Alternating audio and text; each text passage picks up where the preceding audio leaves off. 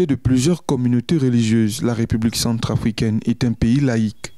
Au niveau de la capitale politique et économique, Bangui, musulmans et chrétiens vivent désormais en symbiose. Après la flambée de violence entre ces deux communautés à Boda, à 100 km à l'ouest de Bangui, des affrontements entre civils chrétiens et musulmans ont fait au moins 75 morts.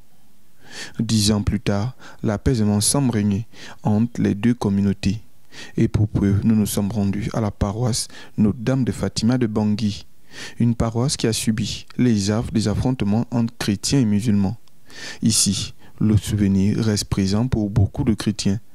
Le curé revient sur les efforts consentis, le travail spirituel qui a été fait afin d'apaiser les tensions. La chose qu'on peut constater maintenant, on parle de début 2024 par rapport par exemple à 2018, 2019 ou 2015, c'est qu'il y a un apaisement de la situation où les gens peuvent circuler librement d'un côté et de l'autre, où les gens ne sont pas menacés par leur identité religieuse. C'est un grand changement sûrement par rapport à il y a quelques années. Pour matérialiser cette cohésion entre ces deux communautés religieuses, plusieurs projets de l'Église catholique sont en réalisation au profit des populations environnantes, y compris les musulmans. Et je pense ici, même avant mon arrivée, il y a quelques années, on a commencé à créer des lieux et des réalités qui puissent aider un peu à la cohésion sociale. Par exemple, il y a 3 ans déjà, on a créé une pharmacie.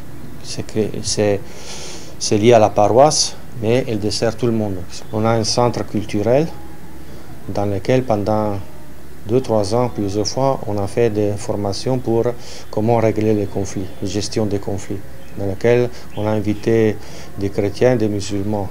L'imam Modibo Bachir Walidou de la mosquée centrale de Bangui indique que pour le développement de la République centrafricaine, les luttes meurtrières entre musulmans et chrétiens doivent désormais être de l'histoire ancienne. Nous revenons de loin, de très loin. La crise avait été profonde. Elle avait entraîné l'écoulement de sang. Ce sont des choses que les Centrafricains ne connaissaient pas. Notre pays connaît des problèmes, des soubresauts de problèmes, mais en général, on peut dire qu'aujourd'hui, la paix est revenue dans ce pays. Une solution favorisée également par les autorités actuelles qui ont donné un souffle nouveau au pays. Nous avons un régime qui travaille au bien-être du pays.